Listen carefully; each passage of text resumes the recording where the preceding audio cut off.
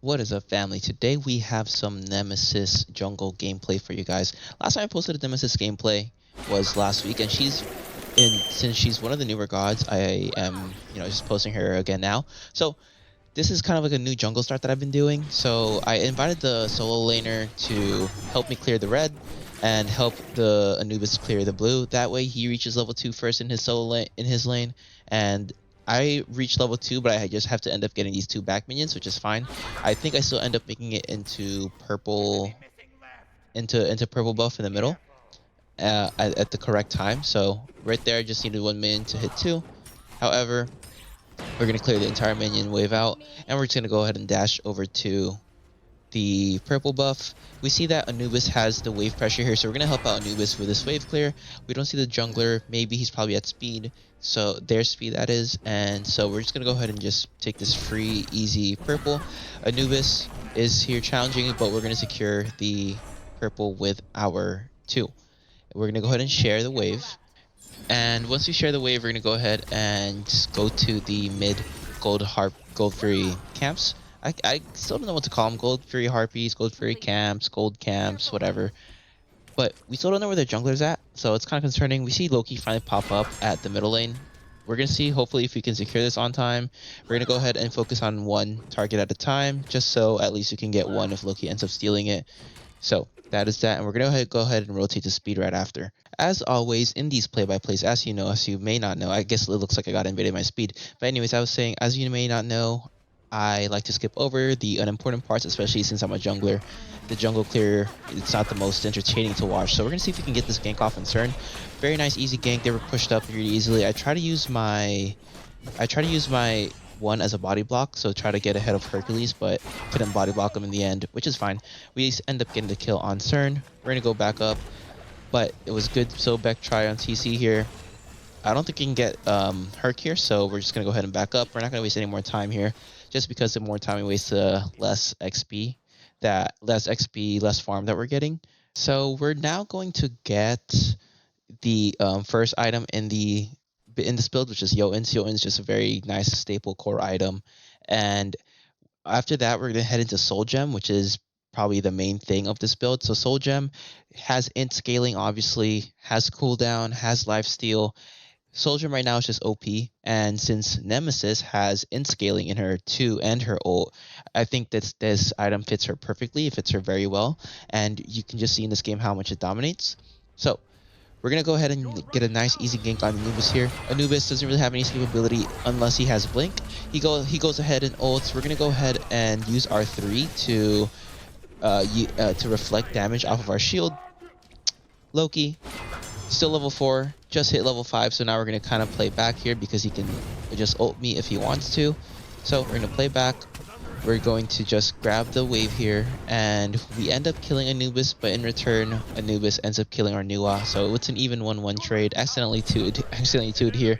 I was trying to dash, but big heads up on our dual lane, in recognizing that they were invading my speed, and they were able to get the kill on Hercules and get more farm off of their lane. So we're gonna go ahead and clear this part of the jungle, and right now, so my thought process is none of my jungle camps are spawning anytime soon. Maybe the back right gold harpies. So right now, other than these two back camps, it's a good time to gank. And speaking of gank, we see that we have Anubis pretty pushed up in mid lane again. We can go ahead and try something here on Anubis. I know he saw us. We're going to go ahead and just split the wave here. He still plays pretty aggressively. So just because of that, he backs up. Herc ends up still losing farm. I'm not sure if he was there the entire time. Maybe I didn't notice. But we're eventually just trying to play for this middle yellow camp. Herc ends up rotating with Anubis. We have our 3 up. We have our ult up. And Anubis should be dead here, and Herc doesn't really do any damage right now. However, Nua is pretty low, and I still just kind of have to respect Herc here, even though he's only level 4, I'm level 7. Maybe we could have got an easy kill here, but we're not going to waste our time trying to get a kill that he could just dash away CC us from, and we're just going to go back to farming. So now we're backing. we have enough for our tier 3 item. Our first tier 3 item is Jotun's. Grab some. Oh, actually, we can't buy some wards, but we did want to buy some wards. We take the teleporter here just because we saw Nuwa getting pressured again with Herc on the speed buff. So he just grabbed the speed buff. Anubis just used his ult in our last interaction, so he shouldn't really have anything else here.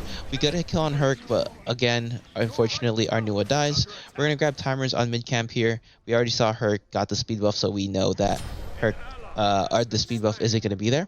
However, we see our red spawning up, we see our blue spawning up, so we're just gonna go ahead and play for these two camps. And that's what you kind of want to do as a jungler. You want to make sure that you're always on your timers, especially as a very mobile assassin as Nemesis. We see Mordred proxying the lane, and this is a pretty fed Mordred, level 9, so if you can get this kill somehow, it would be great. I tried to use my dash here to hopefully body block Mordred's ult, so in that way, yes, we do get caught in it, but we saw on the map that Nuwa and Anubis were on their way to rotate, so in the end, we probably would have killed Mordred if we were able to block his ult, but unfortunately, we were not able to. So Mordred ran back. We don't know where he is. We can see if he's cleared his jungle, and it looks like he just did. So this is just a heads up play by me and Anubis. Red's about to be up in 30 seconds, but we're not gonna wait 30 seconds out. So we're just gonna either one back or two. Since Nuwa ults, we see Loki and Cern at their speed. We know that this is a free red, and this might even be a free gank. So we're gonna go ahead and rotate here and see if we can make anything happen. So we're signaling to gank right lane, VGSing again. VGSing as a jungler is very important since you need to communicate the most, right? Our ult is down. It's gonna be up in 5 seconds. So if we can get the shutdown on Mordred, it would be big. We're gonna go ahead and try to try to kill Mordred here. Unfortunately, we still can't. He ends up getting away. Kind of crazy how his ult is up again. I felt like he just used his ult. Great. We heard Mordred back over there. Great CC and great pluck by Sobek. Great 2 by Anubis, canceling out the Loki 3. If you guys don't know, that's a perfect way to counter Loki 3 as Anubis. As soon as he 3s and starts to attack you, you just wrap him and his 3 gets canceled out. So Anubis is kind of a hard counter to Loki. So this Herc is still here. We can essentially play for their buffs here, which is why I just completely ignored Herc and essentially started just running to their backs and running to their camps. We see that now Loki, Mordred, and Herc are here. Loki and Mordred just got back from base, so keep in mind they just got back from base, meaning that since they just got back from base, most likely they bought more items. So because they bought more items, and that means they just have they just have more power than us because they literally just got back. And that means they just went to the store, they went to the item shop or whatever, and was able to buy more items before returning to the fight, which essentially means that in that moment right there, they had more power, more cooldown, whatever you want to call it, more protections than us. So that was not a good smart fight to take, so we just back off. Unfortunately, Anubis ends up dying again, but it's alright. We're just going to go ahead and clear more camps. And we're also going to go ahead and give us a little bigger of a power spike since we got the tier 2 item into Soul Gem, and we're just still waiting to clear that out. We see that Sobek is engaging against this Anubis and Herc in the middle. The speed's almost up. Actually, it's a pyro. It's almost up. We're gonna go ahead and ult Anubis here. Anubis level 12, so we kind of level 11. Sorry. So we kind of actually have to be wary of him. Nothing's really happening here. Anubis, we see that he's making a rotation here, and he's calling out the enemies missing right. So we have to expect, even though he's not here yet, we have to expect a rotation from Mordred. We see that now Mordred shows up in the solo lane, so this Herc should hopefully be free. We invest our blink into Herc here. Hopefully we can kill him. He's backing up into our base. We missed our dash here to kill the one, but Anubis ends up with a secure. A rotation from our carry here, and we were able to get 3 of them. And since Mordred ults, he doesn't really have that much of escapability except his dash, and now we killed all 4 of them. Cern's the only one up. This should just be an easy Gold Fury, so we just need Nuwa and Anubis to rotate right away. We get Gold Fury vision, and this should just be an easy objective secure. Now, talking about the build, we are going, of course, Jotun, Soul Gem. Going into Hydra's, not sure if Hydra's is better or than Poly. You can pick either or. Maybe if you go Soul Gem Poly, it'll be better. But I just chose Hydras this game just because Nem's um, two skills off of strength mostly. I mean, it's a hybrid scaling, but her two skills off of strength mostly. So I just use that. But I know that her ult scales more off of int. So it's a give or take. We don't really know right now which one's better. Again, she's a fairly new god, so people are still kind of experimenting with her build. I wanted to see how this game went with Hydras, and I think it did go pretty well. But again, her poly on them is super broken. I think that if you want, you can replace Hydras with poly, and then go Heartseeker into Titan's Bane, and then last item can be a flex item. I'm not entirely sure. Maybe Tekko's, um, maybe not Crusher, but yeah, somewhere you can also build Tekko's in there. So maybe you could go Soul Gem, Poly, Poly slash Hydras, pick whatever one into Heartseeker. Oh, sorry, into Tekko, into Heartseeker, and then into Titan's Bane. Yeah, Crusher. If you want the extra cooldown, go for it. But if you want the extra pen, um, substitute Tekko for Crusher, right? So that's the build that I'd go with Nem. I know Adapting just released a video of his build with Nem, so you can also check that out. But in this game, as you can see, we're just about to just straight up just kill this Cern like it's nothing. We lower his prots right away, and Cern just instantly dies when Izanami's going on him. We see that Anubis is here. We're going to use our 3 to reflect damage, and Anubis just essentially wasted his ult. Nem's not even close to dead. And right now, we're just farming again and backing into our third item again, which is Hydras. And just to repeat myself, don't want to sound like a broken record, you could also go Poly instead of Hydras. So whichever one you prefer, whichever one you think is stronger, go ahead. I just chose to go Hydras this game because I wanted to test it out. So we are sailing Be Careful Right because we see that Anubis is level 12, Mordred is level 13, Herc is rotating, and right now we're trying to protect Anubis as much as we can. Anubis has been feeding throughout this game. This Mordred has been a huge obstacle to get through in terms of team fighting. We always want to be wary of him because he is fed. However, we see a rotation from Nuwa and Sobek here, so hopefully he can kill Mordred. Hopefully Mordred doesn't have ult here, because if he does, he would be getting away again. So unfortunately, excuse me, golly. So we end up killing Mordred, which is great. Easy dash away from Herc's one. And that's kind of the good thing about Nem, is you can dash in to dash out. There's really no counterplay to that. And that's kind of like what a true assassin does, a true jungler does. You get in, do your damage, get out, wait for your cooldowns, go in, do your damage, get out, and her ult is just very nice. My initial thoughts with them were, at first I was like, yeah, she's okay, but the more I play with her, the more I get used to her damage, the more I think she's actually a really good jungler. So back tanking tier 2 tower here. We're gonna try to kill the Cern. Hopefully our cooldowns they're on time, and we end up one-shotting Cern with our 2 there. Good pluck on Sobek. We're just dodging as much as we can, but unfortunately Anubis ends up killing us there. If Anubis didn't kill us, we'd have died by that Mordred ult. Mordred was straight up coming for us. So as you can see here, I'm trying to think of what should I go with next. I was either thinking of Tekko because of movement speed, because as Nem you want to stay on them as much as you can, so movement speed would be really nice on them. But I wanted to go more pen build. I wanted to go a one-shot build here, so I chose to go Heartseeker into Titan's Bane. So good pickups on Isa here. She ends up getting, I guess, a lot of them down, and only Cern and Herc live, which is fine.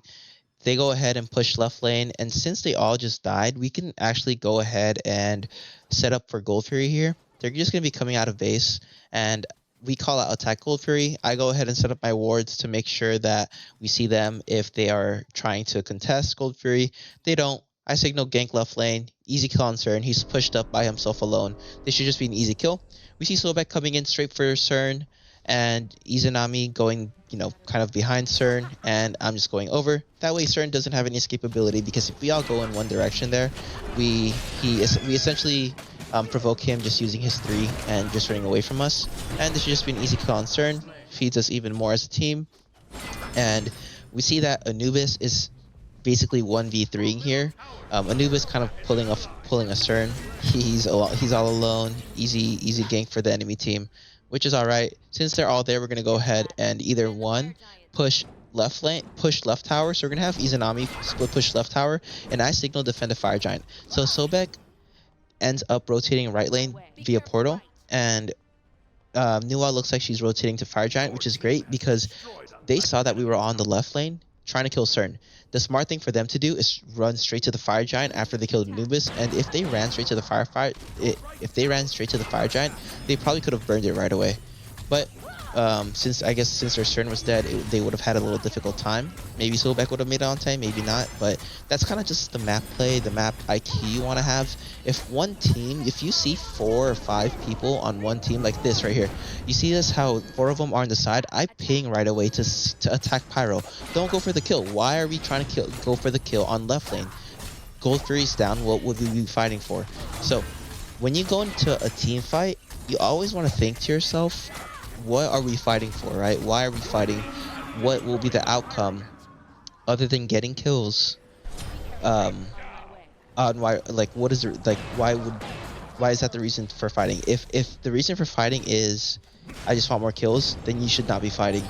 You should be fighting because I want to secure Fire Giant. I want to secure Gold Fury. I want to invade their yellow camp. This is why I'm fighting, right?